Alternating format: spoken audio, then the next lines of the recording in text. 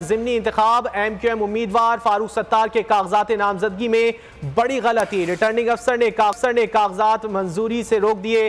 तजवीज़ कुनंदा हल्के से नहीं, 4 बजे फैसला दिया जाएगा। अहम खबर दे रहे हैं MQM उम्मीदवार फारूक सत्तार के कागजात नामजदगी में बड़ी गलती सामने आई है। तफसीलात जान लेते हैं बोल न्यूज़ के नुमाइंदे सलाहुद्दीन से। सलाहुद्दीन, क्या गलती है, ये क्या तफसीलात है? हाँ जी, बिल्कुल। MQM के रहनुमा हैं डॉक्टर फारूक सत्तार। उन्होंने NA 252 में अपने कागजात नामजदगी जमा करवाए थे, जो कि ज़िमनी इंतखाब में हिस्सा ले रहे हैं।